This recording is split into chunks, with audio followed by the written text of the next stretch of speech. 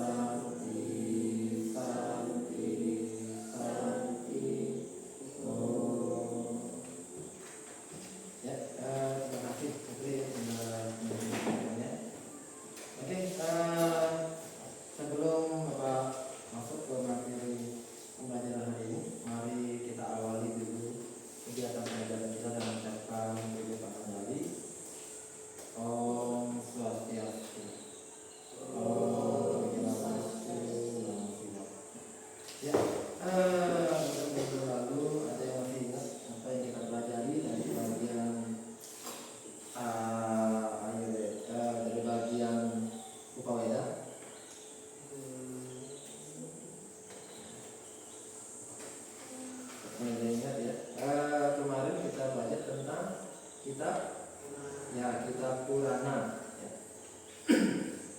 Jadi untuk hari ini kita lanjutkan ke bagian selanjutnya. Tapi sebelum itu Bapak saya tanya dulu sama kalian. Biasanya di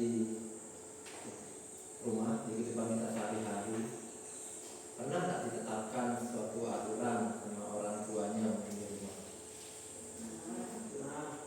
Apa aja dia aturan-aturan yang biasanya ditetapkan? Seperti apa ya contohnya? Misal ya bangun pagi, ya beresin seperti itu, ya menyapu.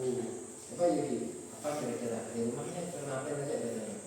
Orang tuanya ya dipiring, mungkin disuruh main HP ya, biasanya dipiring, apalagi bersih-bersih rumah ya, itu namanya aturan di dalam kita keluarga. Nah, selain ada aturan, biasanya kita itu terutama kalian atau anak-anak pasti juga diajar bagaimana hidup sehat gitu. Ada nggak pernah disinggung ini yang harus melakukan ini biar kita hidup sehat? Nggak ada. Ya juga kali ya memang karena kadang-kadang kita tuh jarang, kadang-kadang ya yang penting setelah kita di rumah makan teratur sudah jalan sehat, biasanya seperti itu. Oke, apa yang Bapak tanyakan tadi itu sebenarnya ada hubungannya dengan apa yang kita bahas pada pagi hari ini, yaitu tentang Upaweda bagian Arta Sastra dan Ayurveda. Oke, ya Bapak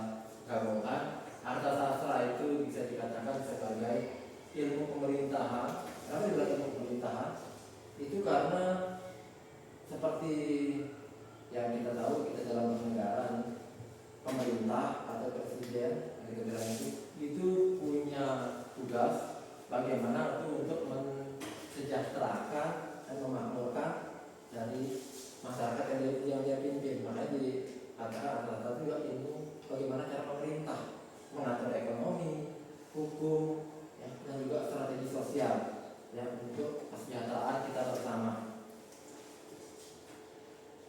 Nah, tujuan ajaran Arthasastra yang kedua, di sini digunakan menjadi pedoman dalam mengatur kehidupan berbangsa, bermasyarakat dan berkeluarga.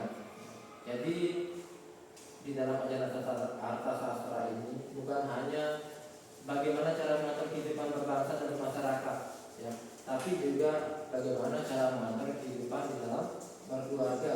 Jadi kalau di dalam pemerintah, di dalam negara yang dipimpin itu adalah presiden yang sekarang kita tahu. Nah, kalau di dalam keluarga itu ada namanya kepala keluarga. Kepala keluarga itu siapa? Kalau di dalam keluarga kita? Bapak. Ya, yang di Pandi tadi ya, yang di rumah itu kepala keluarga itu adalah bapak. Kemudian di sini memberi arahan bagaimana seorang pemimpin itu bertindak bijaksana, adil, dan bertanggung jawab. Kemudian yang ketiga yaitu menjaga keteraturan hukum dan keadilan dalam kehidupan sosial. Nah, siapa yang menulis ajaran Arthasastra ini? Di sini itu ditulis oleh Maharishi Kautilya, atau sering dibilang namanya Chanakya. Nah, di sini ini adalah seorang Maharishi yang hidup pada abad, di sini dia katakan abad ketiga sebelum Masehi, ya. Jadi ya, sebelum perhitungan tahun Masehi. Jadi ada kerajaan di India yang dipimpin oleh Raja Chandragupta Maurya. Jadi kehidupan di sana pada saat itu, kenapa bisa ditulis Arthasastra ini? Karena raja pada masa itu lebih mementingkan dirinya sendiri dibandingkan masyarakat. Jadi ketika masyarakatnya menderita, masyarakatnya secara ekonomi itu tidak bagus, tapi rajanya justru hidup bermewah-mewahan, pajak dinaikkan besar-besaran tanpa melihat bagaimana kondisi dari masyarakat itu sendiri.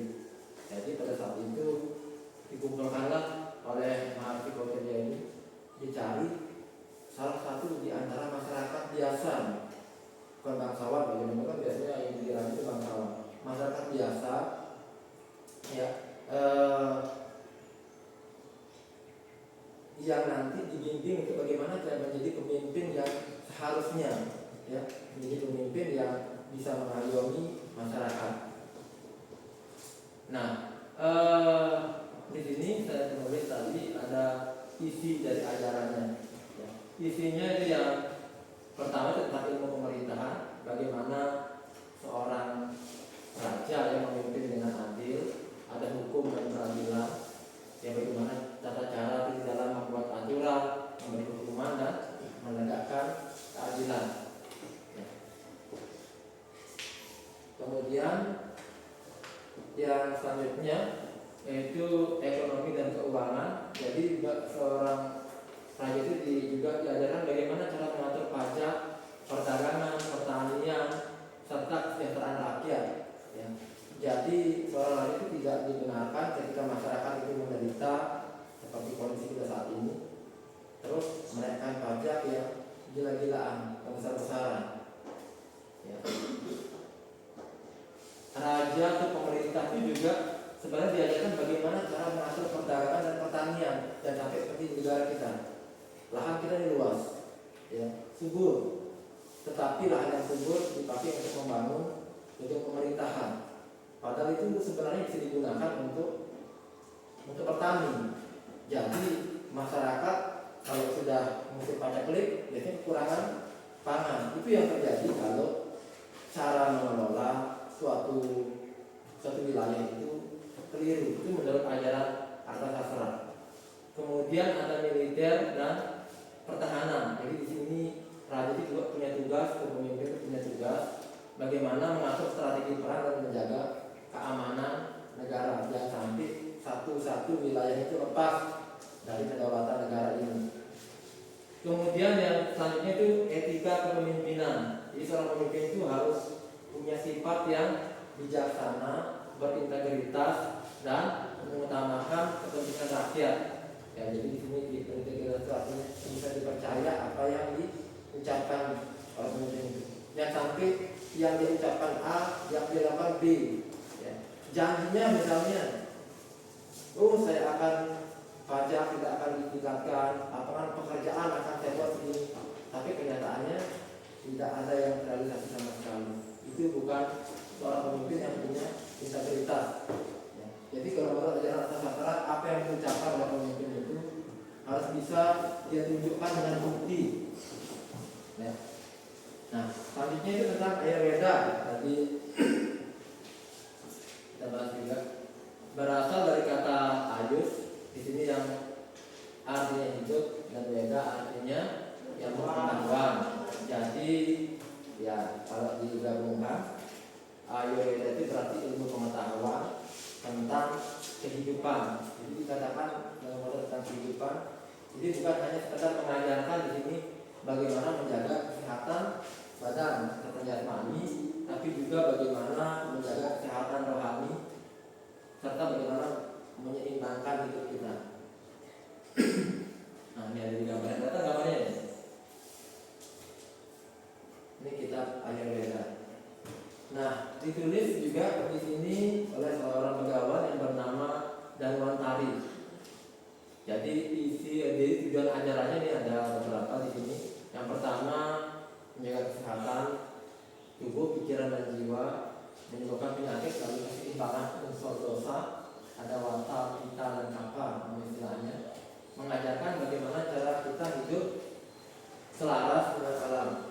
Nah, kemudian isi ajarannya yaitu yang pertama, kesehatan tubuh itu sangat dipengaruhi oleh 3 unsur, yaitu yang dinamakan keseimbangan dosa, yaitu wata, pita dan kapha. Nah, di sini diajarkan kita jangan hanya mengandalkan pengobatan, karena ada pengobatan modern namanya, tapi juga menggunakan pengobatan herbal, memanfaatkan apa yang ada di lingkungan sekitar kita. Ya. Bagaimana kita belajar bermeditasi seperti tadi, kita sembahyang, kita belajar mengucapkan pikiran, ya. Dan juga bagaimana mengatur pola makan yang sehat. Di sini sama juga dengan tujuan Ayurveda itu pencegahan penyakit dengan menjaga pola hidup. Jadi pola hidup di sini yang selaras itu kita atur kapan kita harus makan, kapan kita harus tidur.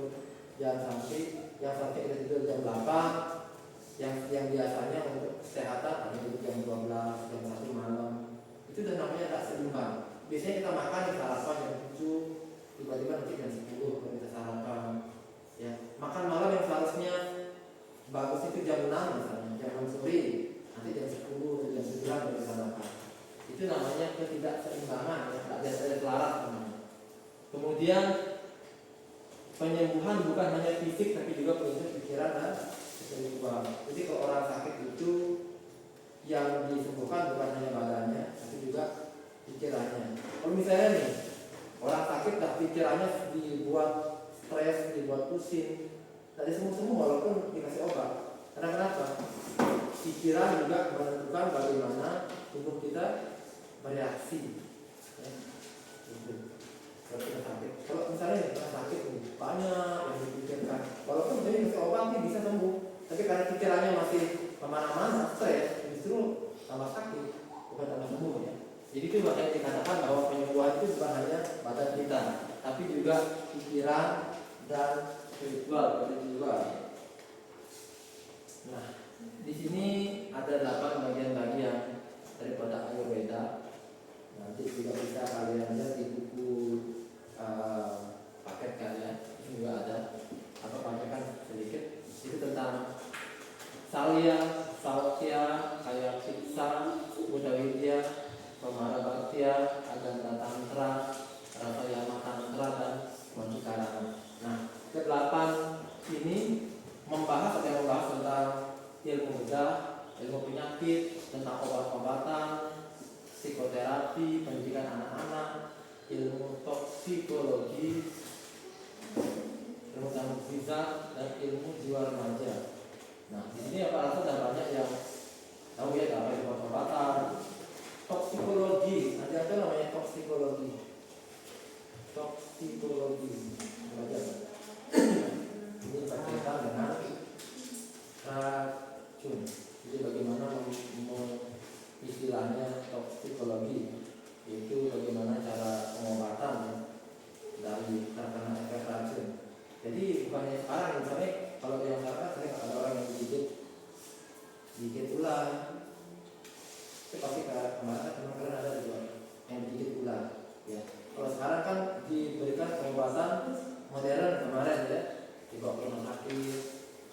zaman dulu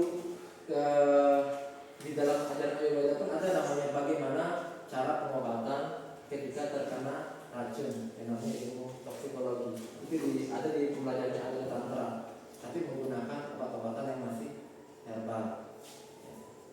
Kita jangan sekarang kena racun pergi ke rumah sakit ya, menggunakan obat-obatan yang modern. Jadi di kita pun di zaman dulu sudah ada cara untuk mengatasi penyakit-penyakit yang timbul. Jadi bukan hanya baru sekarang aja ada namanya cara pengobatan untuk penyakit. Nah itu mungkin sedikit sekilas bisa Bapak sampaikan terkait dengan arta sastra dan juga Ayurveda. Nah di sini dari yang Bapak jelaskan tadi mungkin kalian di sekitar mungkin pernah bertemu atau mungkin pernah bertanya-tanya nih, seperti misalnya begini, kalau di kehidupan kita yang sekarang ya, namanya kita itu sangat mengutamakan yang namanya materi atau uang. Ada lalu bilang kalau ada uang disayang, kalau ada uang ditendang ya. Jadi dari lalu pun sudah menggambarkan bahwa uang itu dianggap segalanya. Kalau punya uang kita punya kuasa, tidak ada punya uang tidak punya kuasa seperti itu. Tapi ya ada anomali ya, ada yang aneh. Ada di suatu keluarga misalnya, mungkin pernah kalian ketemu di lingkungan kalian, padahal sudah berkecukupan nih, rumah bagus, harta banyak, tapi kenapa sering kali terjadi permasalahan atau cekcok? Kalau orang melihat kan materi sudah berlimpah, seharusnya tidak ada masalah kan, sudah selesai kan? Kalau memang materi yang jadi masalahnya kan? Tapi kenapa kira-kira terjadi seperti itu? Ya, nanti bisa dikaitkan dengan materi tentang kata sastra. Kemudian yang kedua, yang mungkin ini tentang Ayurveda dan kesehatan. Kita masih bisa menemukan ketika kita sudah makan sehat, makan yang bergizi, tapi kita juga masih sering terkena penyakit, ya, sakit, yang membuat kadang-kadang kita heran. Padahal makan sudah bergizi sudah, tapi kenapa kok masih aja kita sering sakit? Apa kira-kira masalahnya? Kan katanya di dalam pembelajaran dibilang kalau kita makan bergizi seharusnya kita sehat, tapi kenapa kita bisa masih sakit? Apa kira-kira penyebabnya?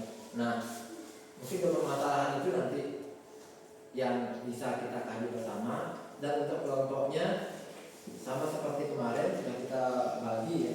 Jadi tidak ada yang dirubah untuk kelompoknya. Kelompok yang pertama ada Putri, Nia, sama Yudi membahas tentang permasalahan yang pertama tadi yang Bapak sampaikan. Sedangkan untuk kelompok kedua coba kita mengerjakan. Untuk kelompok yang kedua membahas tentang permasalahan yang kedua ya. Oke, nanti dibuat sama seperti pembelajaran kita yang minggu lalu, dibuat dalam bentuk peta konsep supaya bisa nanti kalian presentasikan di depan. Ya, tapi tidak ada ya.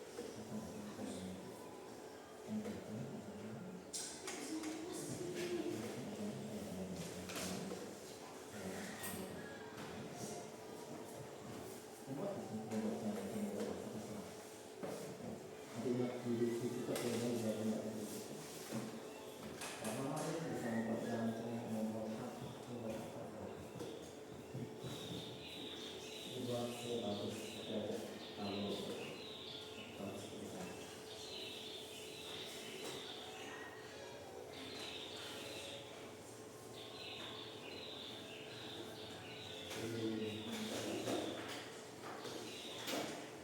Kalau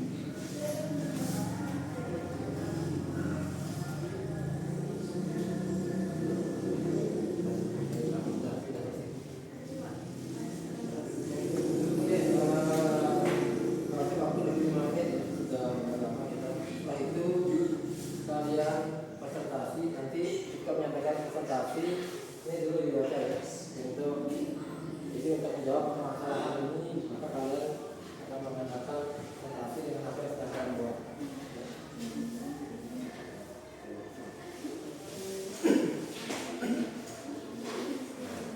Ya, saya jelas dulu.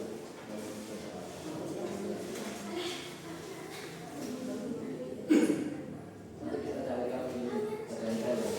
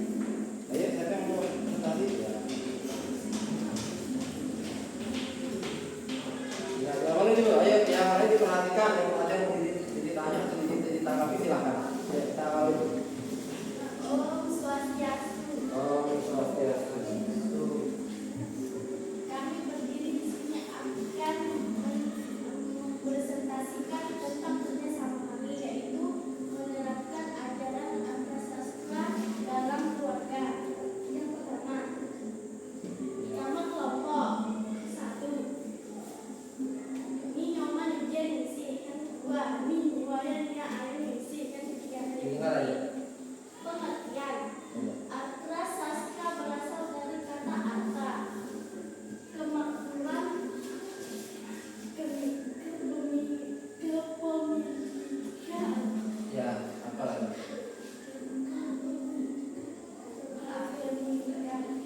kekuatan kesejahteraan, dan sastra ajaran ilmu pedoman bagi artra sastra dalam bidang ajaran tentang ilmu pemerintah, politik, hukum, ekonomi, dan strategi kehidupan sosial yang menuntun manusia menuju keteraturan dan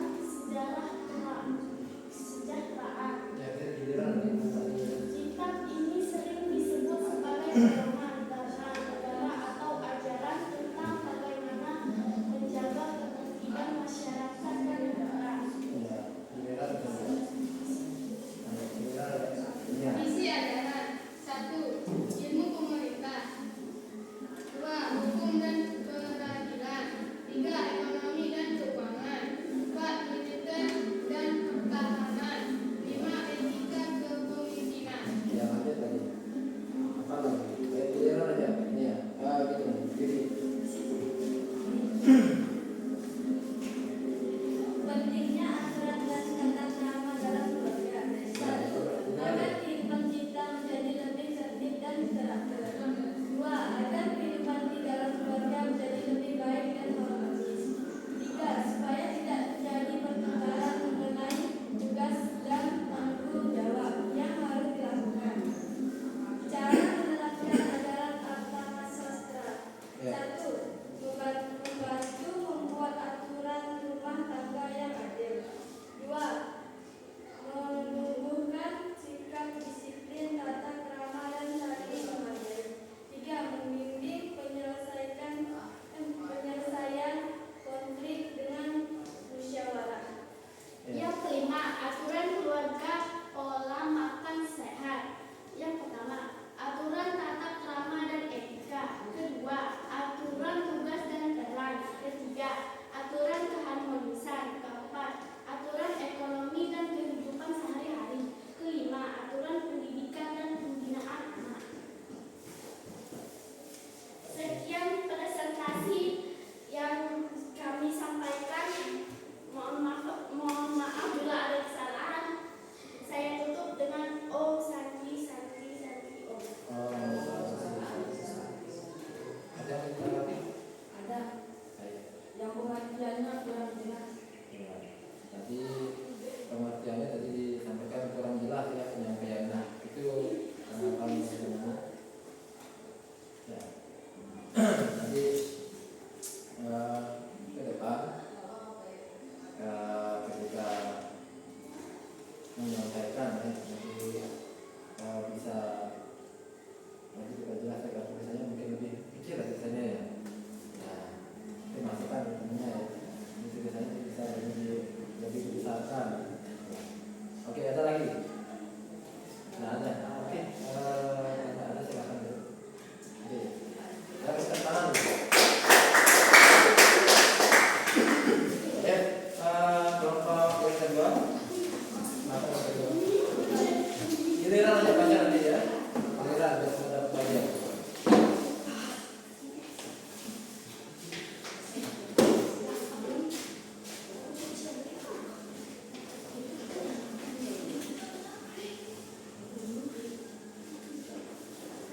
Oke, mulai dari. Ya. Ayo, gitu. Om Swastiastu. Oh, Saya dari kelompok 2 akan menerapkan ajaran dan berbeda dalam keluarga. Saya dari kelompok 2 dengan teman-teman saya yang utama Ketut, saya Putra Budi. ya, lanjut. Arahnya ke sana, ke temannya. Arahnya ke temannya. Biar dibaca nanti dia coba. Ya.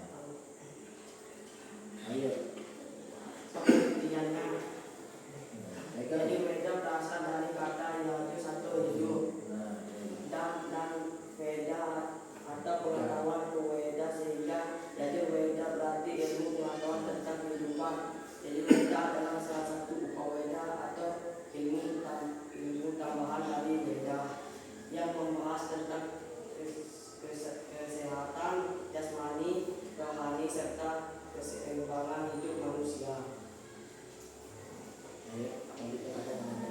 Ajaran Ayurveda. Kesehatan tubuh dipengaruhi oleh keseimbangan dosa, vata, pitta, kapha. Pengobatan tradisional menggunakan herbal, yoga, meditasi, pola makan sehat, pentingnya pencegahan penyakit dengan menjaga pola hidup selaras dengan alam. Penyembuhan bukan hanya fisik, tetapi juga menyentuh pikiran dan spiritual.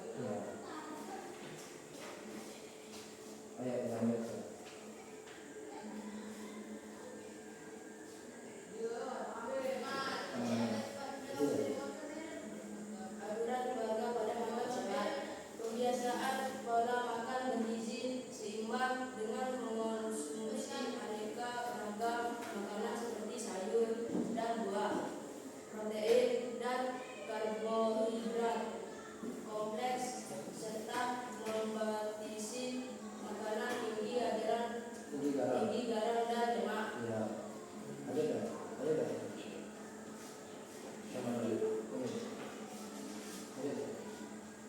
Cara menerapi ajaran Ayurveda: memahami dosa, energi pribadi Anda, dan menyesuaikan pola makan, gaya hidup, serta praktik perawatan diri sesuai dengan dosa tersebut.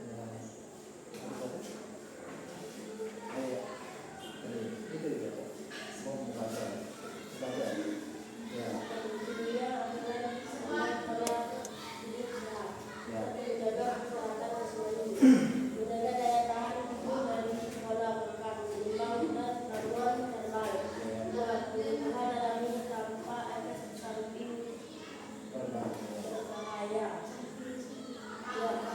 Kesehatan mental dan spiritual, mengurangi stres, cemas, dan emosi negatif. Ada yang ingin bertanya? Ada yang menanggapi? Tidak ada. Oke, tutup aja deh. Saya tutup dengan Param Santi Om Santi Santi Santi Om. Om Santi Santi Santi Om. Ayo, yang pertama.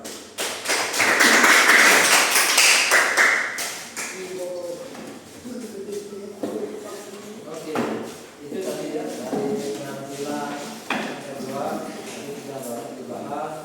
Tapi mungkin ada satu yang masih perlu diperhatikan. Jadi belum ada penyimpulannya.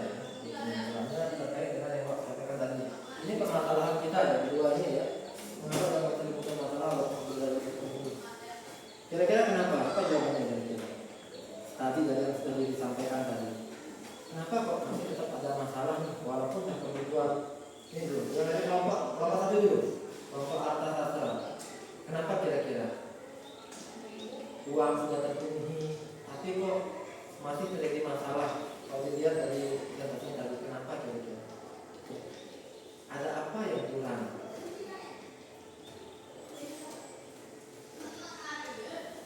Ketemu apa yang kurang? Coba dilihat tadi sudah dihitung.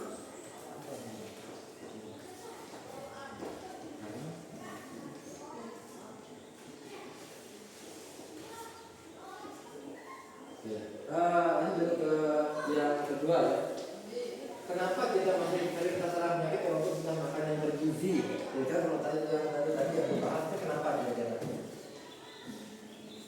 Mungkin karena usianya tidak terlalu bersih. Ya, tidak terlalu bersih. Apalagi kira-kira? Jadi, apa?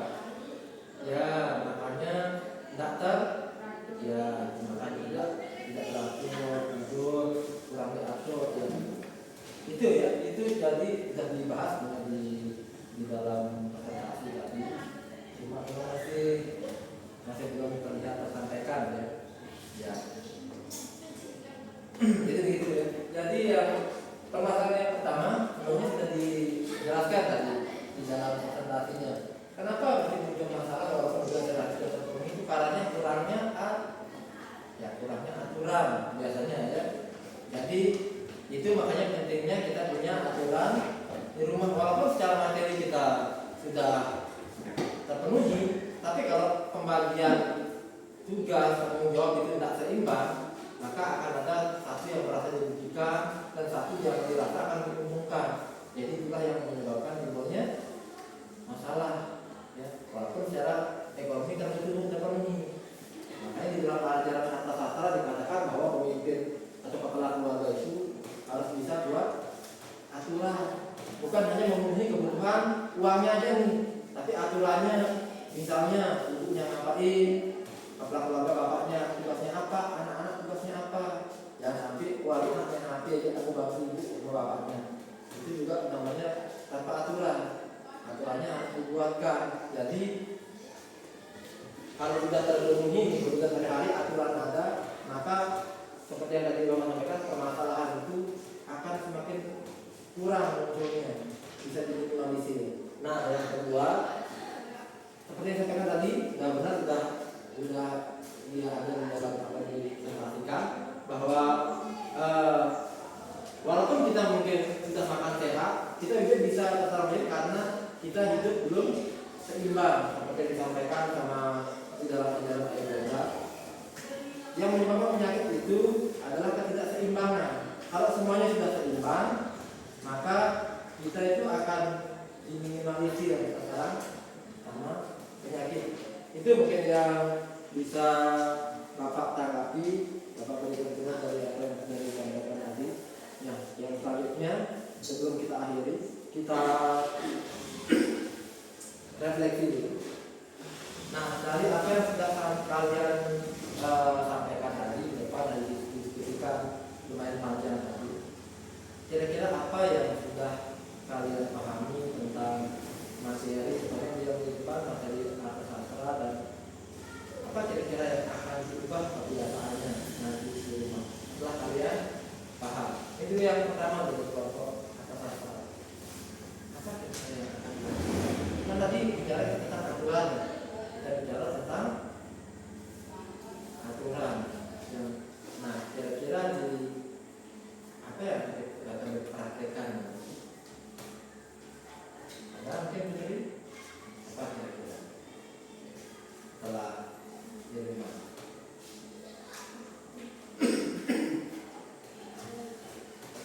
Oke, belakang dulu. Kita lanjut ke kelompok Ayurveda. Kira-kira apa yang kalian sudah dipahami dari Ayurveda? Jaga daya tahan tubuh melalui pola makan seimbang dan ramuan berobat. Ya, di sini itu yang dipahami tadi sama kita dari sebelumnya ya, bagaimana menjaga kesehatan. Nah, kalau kita tahu tentang bagaimana kesehatan, apa yang akan dilakukan di rumah? Apa kebiasaan yang mau diubah kira-kira? Yang mungkin dirasa kemarin kurang pas, kira-kira apa? Apa kira-kira? Mungkin panggil. Apa kira-kira yang akan diperbaiki? Masih sering begadang nggak di rumah? Masih. Kira-kira ingin diperbaiki nggak ini? Ya, jadi itu bisa ya. Jadi untuk menerapkan ajaran daripada Ayurveda itu kebiasaan kan diajarkan tadi. Jangan kita hanya belajar teorinya aja, kalau jadi diajarkan supaya kita bisa pola hidup sehat. Caranya supaya kita tetap terjaga, mudah terserang penyakit adalah dengan cara hidup seimbang. Ya. Jadi kalau misalnya kita masih sering begadang, paling tidak dikurangi atau bisa diatur. Oke, itu ya. Terakhir dari Bapak, ya. Jadi apa yang kita pelajari sekarang itu jangan nanti hanya menjadi sebuah teori aja. Jadi ada tadi kita belajar tentang sastra, tentang aturan di rumah, belajar tentang Ayurveda, tentang bagaimana menjaga pola makan hidup sehat. Jadi